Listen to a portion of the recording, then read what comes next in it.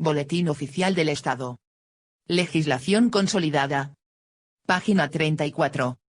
Prueba. Asimismo, la Corte podrá permitir al testigo que preste testimonio oralmente o por medio de una grabación de vídeo o audio, así como que se presenten documentos o transcripciones escritas, con sujeción al presente estatuto y de conformidad con las reglas de procedimiento y prueba. Estas medidas no podrán redundar en perjuicio de los derechos del acusado ni serán incompatibles con estos. 3. Las partes podrán presentar pruebas pertinentes a la causa, de conformidad con el artículo 64. La Corte estará facultada para pedir todas las pruebas que considere necesarias para determinar la veracidad de los hechos. 4. La Corte podrá decidir sobre la pertinencia o admisibilidad de cualquier prueba, teniendo en cuenta, entre otras cosas, su valor probatorio y cualquier perjuicio que pueda suponer para un juicio justo o para la justa evaluación del testimonio de un testigo, de conformidad con las reglas de procedimiento y prueba. 5. La Corte respetará los privilegios de confidencialidad establecidos en las reglas de procedimiento y prueba. 6. La Corte no exigirá prueba de los hechos de dominio público, pero podrá incorporarlos en autos. 7. No serán admisibles las pruebas obtenidas como resultado de una violación del presente estatuto o de las normas de derechos humanos internacionalmente reconocidas, cuando a. esa violación suscite serias dudas sobre la fiabilidad de las pruebas, o b. su admisión atente contra la integridad de juicio o redunde en grave desmedro de él. 8. La Corte, al decidir sobre la pertinencia o la admisibilidad de las pruebas presentadas por un Estado, no podrá pronunciarse sobre la aplicación del derecho interno de ese Estado. Artículo 70. Delitos contra la Administración de Justicia. 1. La Corte tendrá competencia para conocer de los siguientes delitos contra la Administración de Justicia, siempre y cuando se cometan intencionalmente. A. Dar falso testimonio cuando se esté obligado a decir verdad de conformidad con el párrafo 1 del artículo 69. B. Presentar pruebas a sabiendas de que son falsas o han sido falsificadas. C. Corromper a un testigo, obstruir su comparecencia o testimonio o interferir en ellos. Tomar represalias contra un testigo por su declaración, destruir o alterar pruebas o interferir en las diligencias de prueba. D. Poner trabas, intimidar o corromper a un funcionario de la Corte para obligarlo, inducirlo a que no cumpla sus funciones o a que lo haga de manera indebida. E. Tomar represalias contra un funcionario de la Corte en razón de funciones que haya desempeñado él u otro funcionario, y F. Solicitar o aceptar un soborno en calidad de funcionario de la Corte y en relación con sus funciones oficiales. 2. Las reglas de procedimiento y prueba establecerán los principios y procedimientos que regulen el ejercicio por la Corte de su competencia sobre los delitos a que se hace referencia en el presente artículo. Las condiciones de la cooperación internacional con la Corte respecto de las actuaciones que realice de conformidad con el presente artículo se regirán por el derecho interno del Estado requerido. 3. En caso de decisión condenatoria, la Corte podrá imponer una pena de reclusión no superior a 5 años o una multa, o ambas penas, de conformidad con las reglas de procedimiento y prueba. 4. A. Todo Estado parte hará extensivas sus leyes penales que castiguen los delitos contra la integridad de su propio procedimiento de investigación o enjuiciamiento a los delitos contra la administración de justicia a que se hace referencia en el presente artículo y sean cometidos en su territorio o por uno de sus nacionales. B. A solicitud de la Corte, el Estado parte, siempre que lo considere apropiado, someterá el asunto a sus autoridades competentes a los efectos del enjuiciamiento. Esas autoridades conocerán de tales asuntos con diligencia y asignarán medios suficientes para que las causas se sustancien en forma eficaz. Boletín Oficial del Estado. Legislación consolidada. Página 35. Artículo 71. Sanciones por faltas de conducta en la Corte. 1. En caso de faltas de conducta de personas presentes en la Corte, tales como perturbar las audiencias o negarse deliberadamente a cumplir sus órdenes, la Corte podrá imponer sanciones administrativas, que no entrañen privación de la libertad, como expulsión temporal o permanente de la sala, multa u otras medidas similares establecidas en las reglas de procedimiento y prueba. 2.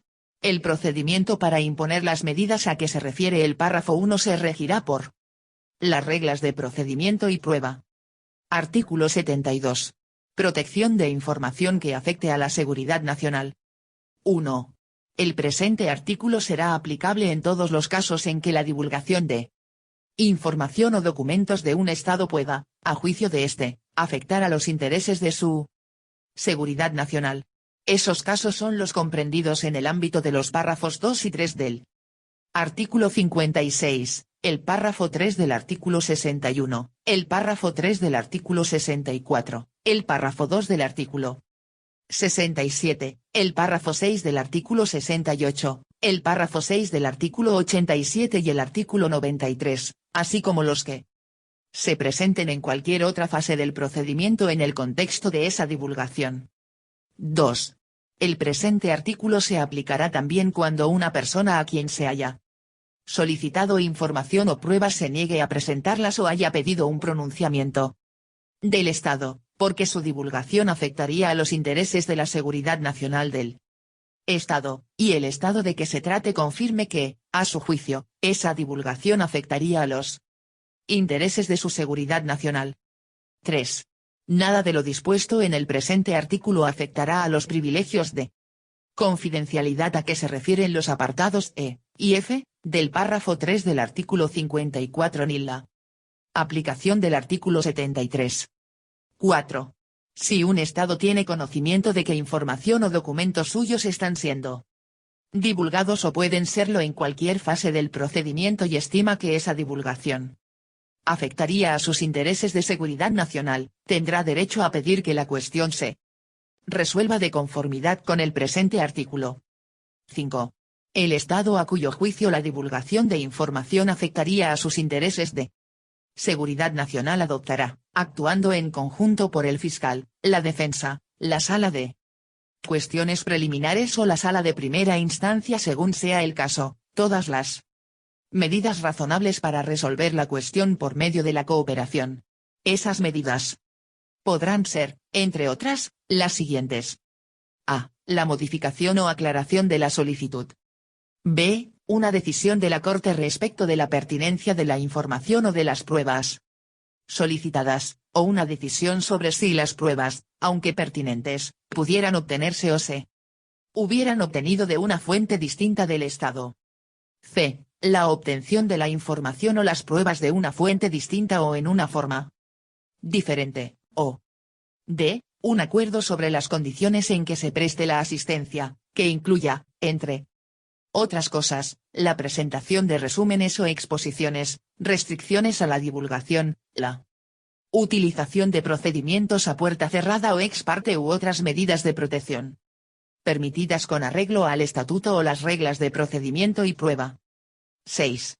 Una vez que se haya adoptado todas las medidas razonables para resolver la cuestión por medio de la cooperación, el Estado, si considera que la información o los documentos no pueden proporcionarse ni divulgarse por medio alguno ni bajo ninguna condición sin perjuicio de sus intereses de seguridad nacional, notificará al fiscal o a la Corte las razones concretas de su decisión, a menos que la indicación concreta de esas razones perjudique necesariamente los intereses de seguridad nacional del Estado. 7. Posteriormente, si la Corte decide que la prueba es pertinente y necesaria para determinar la culpabilidad o la inocencia del acusado, podrá adoptar las disposiciones siguientes. A. Cuando se solicite la divulgación de la información o del documento de conformidad con una solicitud de cooperación con arreglo a la parte 9 del presente estatuto o en las Boletín Oficial del Estado. Legislación consolidada. Página 36. Circunstancias a que se refiere el párrafo 2 del presente artículo y el Estado hiciere valer para denegarla el motivo indicado en el párrafo 4 del artículo 93. Y, la Corte podrá, antes de adoptar una de las conclusiones a que se refiere el inciso I, Del apartado A, del párrafo 7, solicitar nuevas consultas con el fin de oír las razones del Estado. La Corte, si el Estado lo solicita, celebrará las consultas a puerta cerrada y ex parte.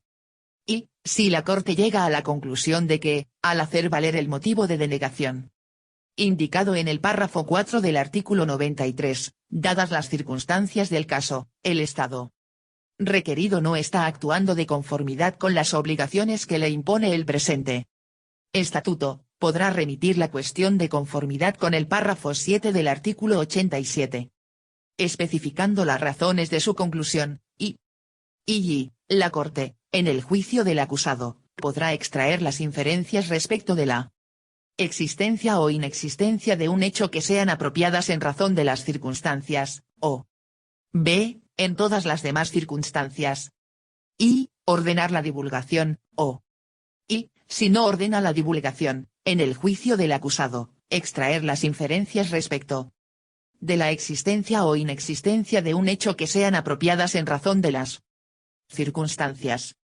Artículo 73. Información o documentos de terceros.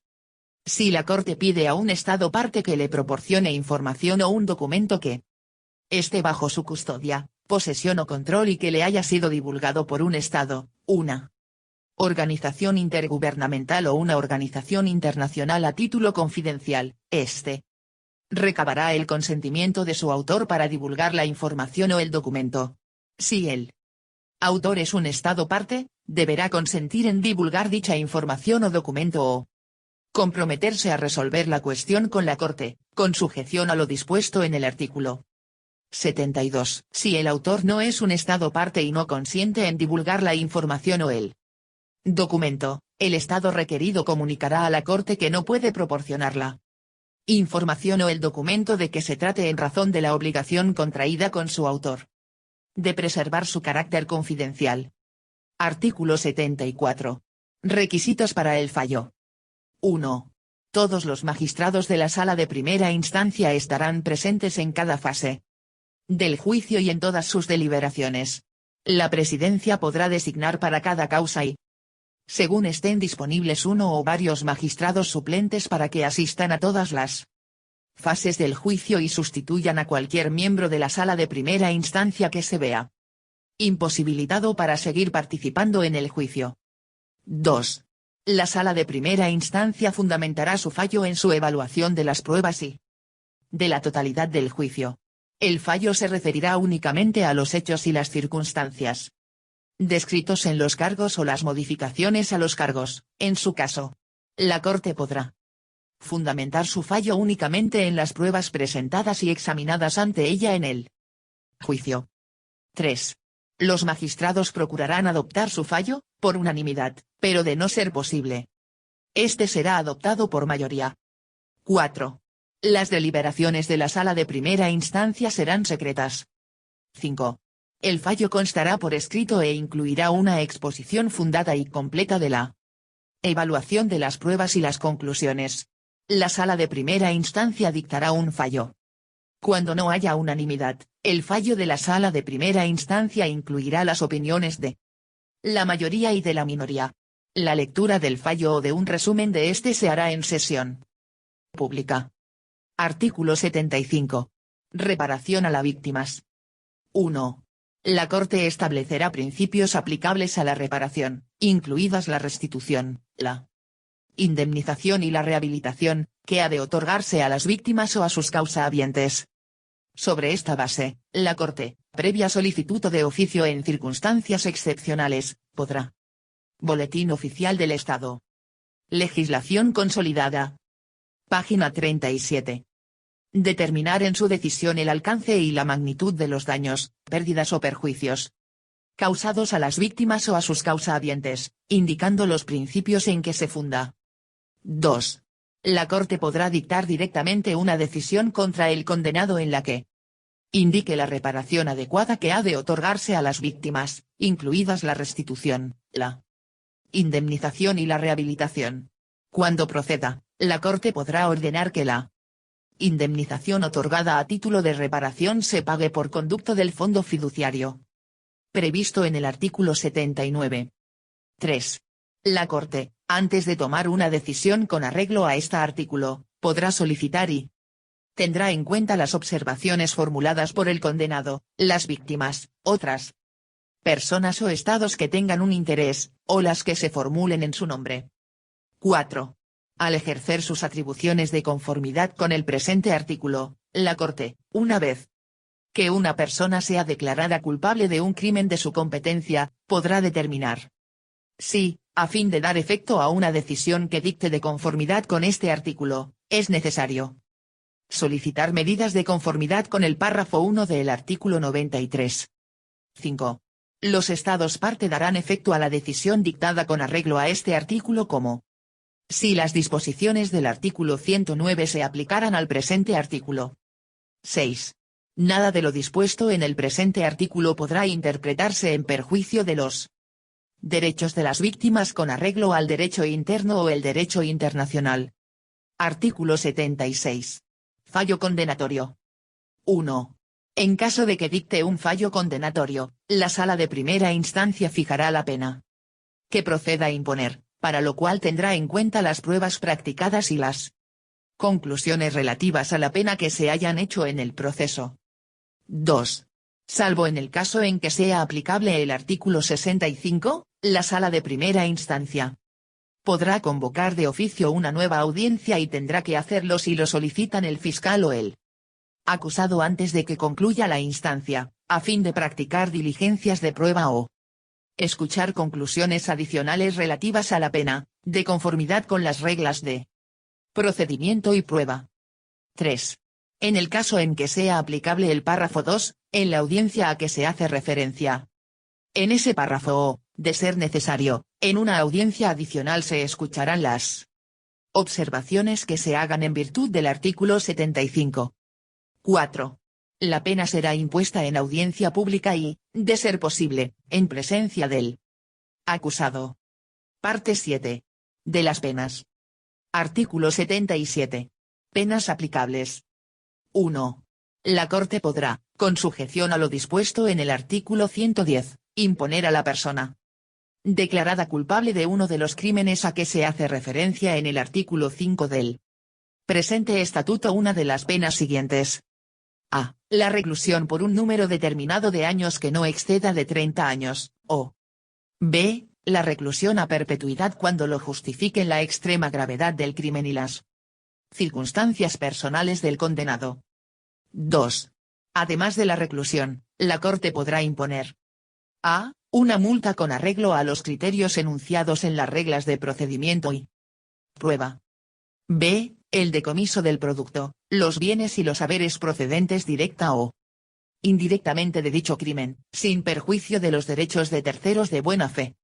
Artículo 78. Imposición de la pena. 1. Al imponer una pena, la Corte tendrá en cuenta, de conformidad con las reglas de procedimiento y prueba, factores tales como la gravedad del crimen y las circunstancias personales del condenado. Boletín Oficial del Estado. Legislación consolidada. Página 38. 2. La Corte, al imponer una pena de reclusión, abonará el tiempo que, por orden suya, haya estado detenido el condenado. La Corte podrá abonar cualquier otro periodo de detención cumplido en relación con la conducta constitutiva del delito. 3. Cuando una persona haya sido declarada culpable de más de un crimen, la Corte impondrá una pena para cada uno de ellos y una pena común en la que se especifique la duración total de la reclusión. La pena no será inferior a la más alta de cada una de las penas impuestas y no excederá de 30 años de reclusión o de una pena de reclusión a perpetuidad de conformidad con el párrafo 1.b, del artículo 77. Artículo 79. Fondo fiduciario. 1. Por decisión de la Asamblea de los Estados partes se establecerá un fondo fiduciario en beneficio de las víctimas de crímenes de la competencia de la Corte y de sus familias. 2. La Corte podrá ordenar que las sumas y los bienes que reciba a título de multa o decomiso sean transferidos al fondo fiduciario. 3. El fondo fiduciario será administrado según los criterios que fije la Asamblea de los Estados partes. Artículo 80. El Estatuto, la aplicación de penas por los países y la legislación nacional. Nada de lo dispuesto en la presente parte se entenderá en perjuicio de la aplicación por los estados de las penas prescritas por su legislación nacional ni de la legislación de los estados en que no existan las penas prescritas en la presente parte. Parte 8. De la apelación y la revisión. Artículo 81. Apelación del fallo condenatorio o absolutorio o de la pena. 1. Los fallos dictados de conformidad con el artículo 74 serán apelables de conformidad con las reglas de procedimiento y prueba, según se dispone a continuación. A. El fiscal podrá apelar por alguno de los motivos siguientes. I. Vicio de procedimiento. I. Error de hecho, o I. Error de derecho. B. El condenado o el fiscal en su nombre podrá apelar por alguno de los motivos siguientes. I. Vicio de procedimiento. I. Error de hecho.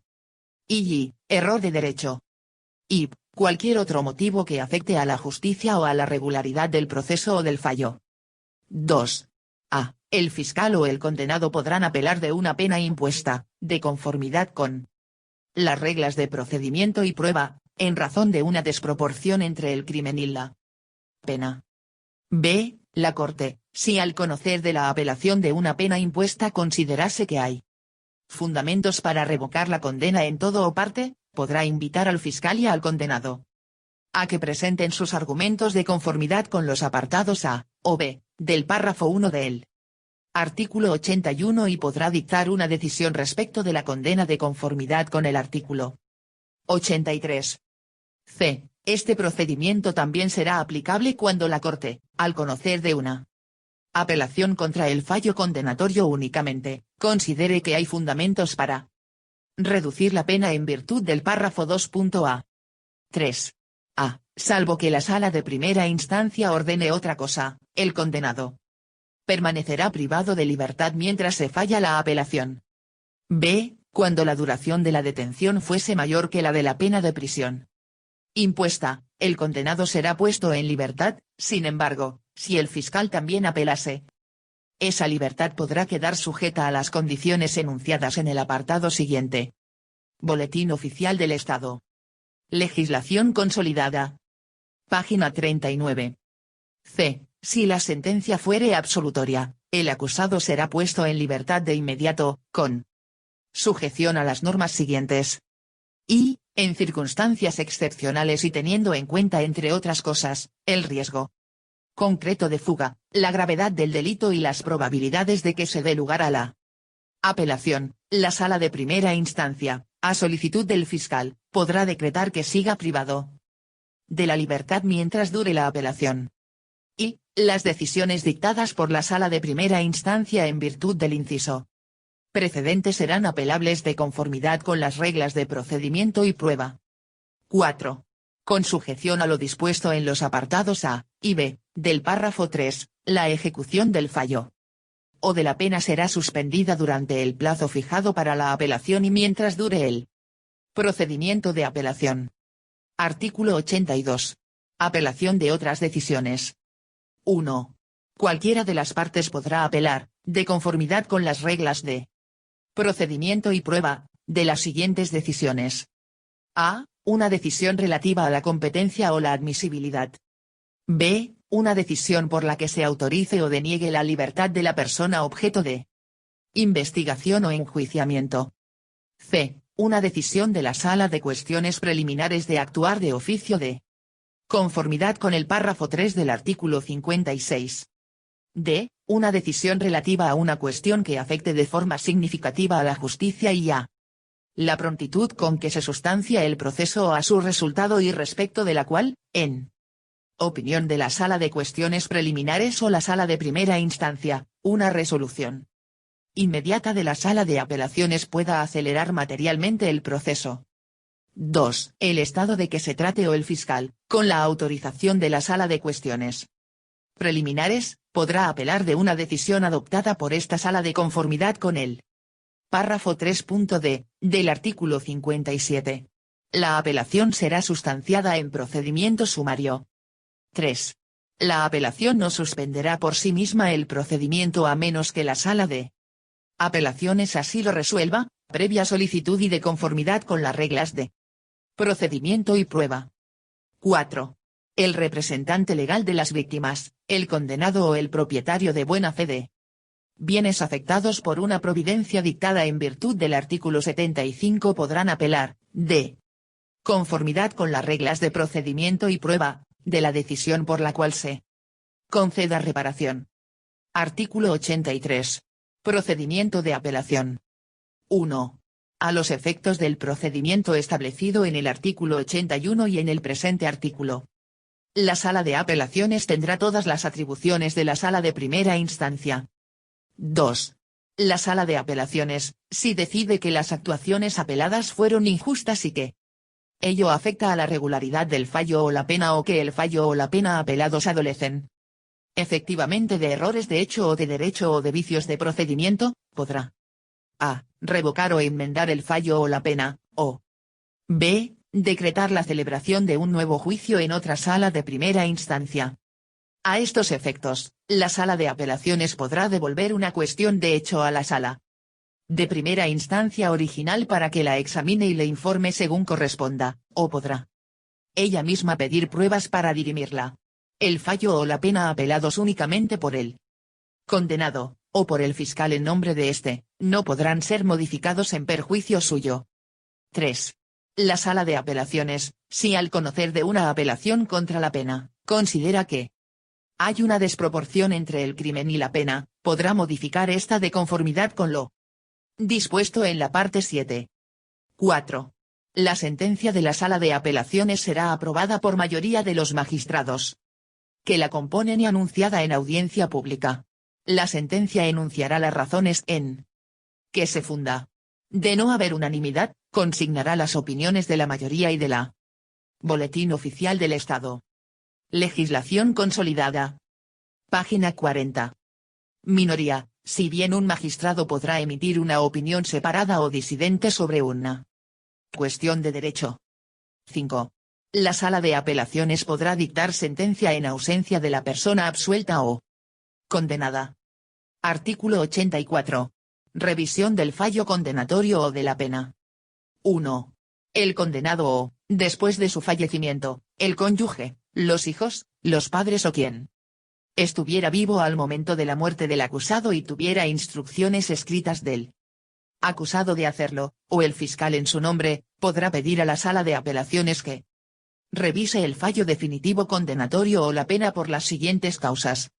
A. Se hubieren descubierto nuevas pruebas que y no se hallaban disponibles a la época del juicio por motivos que no cabría imputar total o parcialmente a la parte que formula la solicitud, y son suficientemente importantes como para que, de haberse valorado en el juicio, probablemente hubieran dado lugar a otro veredicto. B. Se acabare de descubrir que un elemento de prueba decisivo, apreciado en el juicio y del cual depende la condena, era falso o habría sido objeto de adulteración o falsificación. C. Uno o más de los magistrados que intervinieron en el fallo condenatorio o en la confirmación de los cargos han incurrido, en esa causa, en una falta grave o un incumplimiento grave de magnitud suficiente para justificar su separación del cargo de conformidad con el artículo 46. 2. La Sala de Apelaciones rechazará la solicitud si la considera infundada. Si determina que la solicitud es atendible, podrá, según corresponda, a. Convocar nuevamente a la Sala de Primera Instancia original. B. Constituir una nueva Sala de Primera Instancia, o c. Mantener su competencia respecto del asunto, para, tras oír a las partes en la manera establecida en las reglas de procedimiento y prueba, determinar si ha de revisarse la sentencia. Artículo 85. Indemnización del detenido o condenado. 1. El que haya sido ilegalmente detenido o recluido tendrá el derecho efectivo a ser indemnizado. 2. El que por decisión final hubiera sido condenado por un crimen y hubiere cumplido pena por tal motivo será indemnizado conforme a la ley de ser anulada posteriormente su condena en razón de hechos nuevos que demuestren concluyentemente que hubo un error judicial, salvo que la falta de conocimiento oportuno de esos hechos le fuera total o parcialmente imputable. 3. En circunstancias excepcionales, la Corte, si determina la existencia de hechos concluyentes que muestran que hubo un error judicial grave y manifiesto, tendrá la facultad discrecional de otorgar una indemnización, de conformidad con los criterios establecidos en las reglas de procedimiento y prueba, a quien hubiere sido puesto en libertad en virtud de una sentencia definitiva absolutoria o de un sobreseimiento de la causa por esa razón. Parte 9. De la cooperación internacional y la asistencia judicial. Artículo 86. Obligación general de cooperar. Los Estados partes, de conformidad con lo dispuesto en el presente estatuto, cooperarán plenamente con la Corte en relación con la investigación y el enjuiciamiento de crímenes de su competencia. Boletín Oficial del Estado. Legislación consolidada. Página 41. Artículo 87. Solicitudes de cooperación, disposiciones generales. 1. A. La Corte estará facultada para formular solicitudes de cooperación a los Estados partes. Estas se transmitirán por vía diplomática o por cualquier otro conducto adecuado que haya designado cada Estado parte a la fecha de la ratificación, aceptación, aprobación o adhesión. Cada Estado parte podrá cambiar posteriormente esa designación de conformidad con las reglas de procedimiento y prueba. B. Cuando proceda, y sin perjuicio de lo dispuesto en el apartado A, las solicitudes podrán transmitirse también por conducto de la Organización Internacional de Policía Criminal o de cualquier organización regional competente. 2. Las solicitudes de cooperación y los documentos que las justifiquen estarán redactados en un idioma oficial del Estado requerido, o acompañados de una traducción a ese idioma, o a uno de los idiomas de trabajo de la Corte, según la elección que haya hecho el Estado a la fecha de la ratificación, aceptación, aprobación o adhesión. El Estado parte podrá cambiar posteriormente esa elección de conformidad con las reglas de procedimiento y prueba. 3. El Estado requerido preservará el carácter confidencial de toda solicitud de cooperación y de los documentos que las justifiquen, salvo en la medida en que su divulgación sea necesaria para tramitarla. 4. Con respecto a las solicitudes de asistencia presentadas de conformidad con la presente parte, la Corte podrá adoptar todas las medidas, incluidas las relativas a la protección de la información, que sean necesarias para proteger la seguridad y el bienestar físico o psicológico de las víctimas, los posibles testigos y sus familiares. La Corte podrá solicitar que toda información comunicada en virtud de la presente parte sea transmitida y procesada de manera que se proteja la seguridad y el bienestar físico o psicológico de las víctimas, los posibles testigos y sus familiares. 5. A. La Corte podrá invitar a cualquier Estado que no sea parte en el presente estatuto a prestar la asistencia prevista en la presente parte sobre la base de un arreglo especial, un acuerdo con ese Estado o de cualquier otra manera adecuada. B. Cuando un Estado que no sea parte en el presente estatuto y que haya celebrado un arreglo especial o un acuerdo con la Corte se niegue a cooperar en la ejecución de las solicitudes a que se refieran tal arreglo o acuerdo, la Corte podrá informar de ello a la Asamblea de los Estados partes o al Consejo de Seguridad, si éste le hubiese remitido el asunto. 6. La Corte podrá solicitar de cualquier organización intergubernamental que le proporcione información o documentos. Asimismo, la Corte podrá solicitar otras formas de cooperación y asistencia que se hayan acordado con cualquiera de esas organizaciones, de conformidad con su competencia o mandato. 7. Cuando, en contravención de lo dispuesto en el presente estatuto, un Estado parte se niegue a dar curso a una solicitud de cooperación formulada por la Corte, impidiéndole ejercer sus funciones y atribuciones de conformidad con el presente estatuto, ésta podrá hacer una constatación en ese sentido y remitir la cuestión a la Asamblea de los Estados partes o al Consejo de Seguridad, si éste le hubiese remitido el asunto. Artículo 88. Procedimientos aplicables en el derecho interno.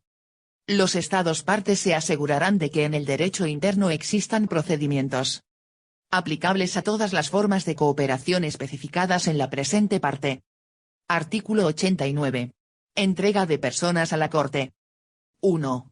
La Corte podrá transmitir, junto con los antecedentes que la justifiquen de conformidad con el artículo 91, una solicitud de detención y entrega de una persona a todo Estado en cuyo territorio pueda hallarse y solicitará la cooperación de ese Estado.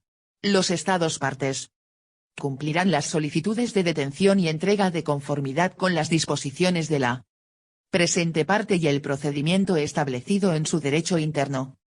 2. Cuando la persona cuya entrega se pida la impugne ante un tribunal nacional, oponiendo la excepción de cosa juzgada de conformidad con el artículo 20, el Estado. Boletín Oficial del Estado. Legislación consolidada. Página 42. Requerido celebrará de inmediato consultas con la Corte para determinar si ha habido una decisión sobre la admisibilidad de la causa. Si la causa es admisible, el Estado requerido cumplirá la solicitud. Si está pendiente la decisión sobre la admisibilidad, el Estado requerido podrá aplazar la ejecución de la solicitud de entrega hasta que la Corte adopte esa decisión. 3. A. El Estado parte autorizará de conformidad con su derecho procesal el tránsito por su territorio de una persona que otro Estado entregue a la Corte, salvo cuando el tránsito por ese Estado obstaculice o demore la entrega. B. La solicitud de la Corte de que se autorice ese tránsito será transmitida de conformidad con el artículo 87 y contendrá I. Una descripción de la persona que será transportada. I. Una breve exposición de los hechos de la causa y su tipificación. Y. La orden de detención y entrega. C. La persona transportada permanecerá detenida durante el tránsito. D. No se requerirá autorización alguna cuando la persona sea transportada por vía aérea.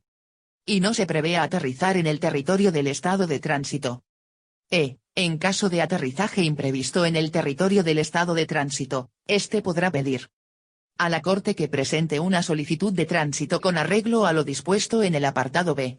El Estado de tránsito detendrá a la persona transportada mientras se recibe la solicitud de la Corte y se efectúa el tránsito. Sin embargo, la detención no podrá prolongarse más de 96 horas contadas desde el aterrizaje imprevisto si la solicitud no es recibida dentro de ese plazo. 4. Si la persona buscada está siendo enjuiciada o cumple condena en el Estado requerido por un crimen distinto de aquel por el cual se pide su entrega a la Corte, el Estado requerido, después de haber decidido conceder la entrega, celebrará consultas con la Corte. Artículo 90. Solicitudes concurrentes. 1. El Estado parte que haya recibido una solicitud de la Corte relativa a la entrega de una persona de conformidad con el artículo 89, y reciba además una solicitud de cualquier otro Estado relativa a la extradición de la misma persona por la misma conducta que constituya la base del crimen en razón del cual la Corte ha pedido la entrega, notificará a la Corte y al Estado requirente ese hecho. 2.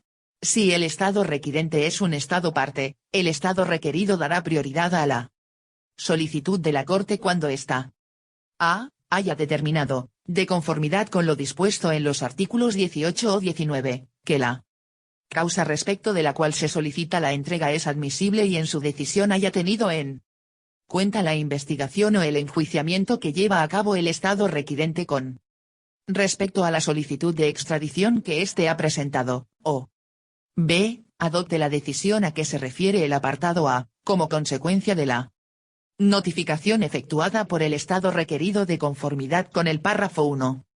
3. Cuando no se haya adoptado la decisión a que se hace referencia en el párrafo 2.a. El Estado requerido tendrá la facultad discrecional, hasta que se dicte la decisión de la Corte prevista en el párrafo 2.b, de dar curso a la solicitud de extradición presentada por el Estado requirente, pero no la hará efectiva hasta que la Corte haya resuelto que la causa es inadmisible. La Corte adoptará su decisión en procedimiento sumario. 4.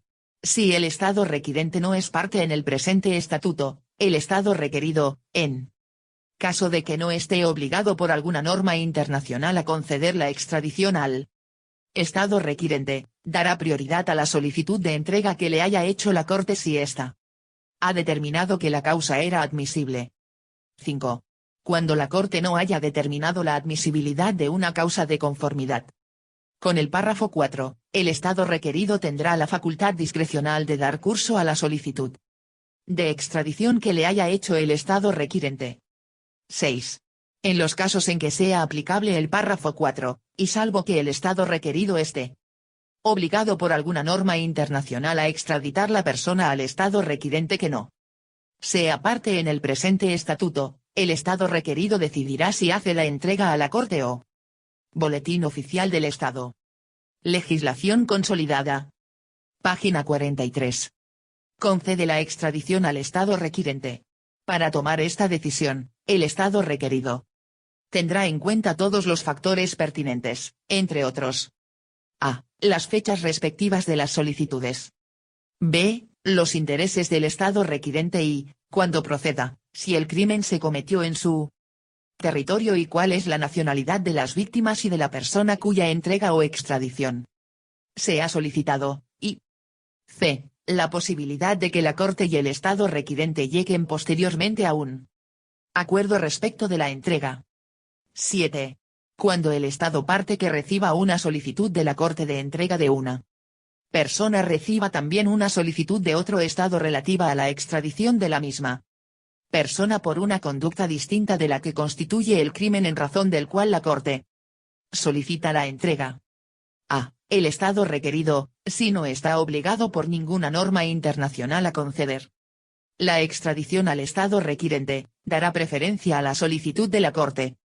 B. El Estado requerido, si está obligado por una norma internacional a concederla extradición al Estado requirente, decidirá si entrega a la persona a la Corte o la extradita al Estado requirente. En esta decisión, el Estado requerido tendrá en cuenta todos los factores pertinentes y, entre otros, los enumerados en el párrafo 6, pero tendrá especialmente en cuenta la naturaleza y la gravedad relativas de la conducta de que se trate. 8. Cuando, como consecuencia de una notificación efectuada con arreglo al presente artículo, la Corte haya determinado la inadmisibilidad de una causa y posteriormente se deniegue la extradición al Estado requirente, el Estado requerido notificará su decisión a la Corte. Artículo 91. Contenido de la solicitud de detención y entrega. 1. La solicitud de detención y entrega deberá formularse por escrito. En caso de urgencia, se podrá hacer por cualquier otro medio que permita dejar constancia escrita, a condición de que la solicitud sea confirmada en la forma indicada en el párrafo 1.a, del artículo 87. 2. La solicitud de detención y entrega de una persona respecto de la cual la Sala de Cuestiones Preliminares haya dictado una orden de detención de conformidad con el artículo 58 deberá contener los elementos siguientes o ir acompañada de: a. Información suficiente para la identificación de la persona buscada y datos sobre su probable paradero.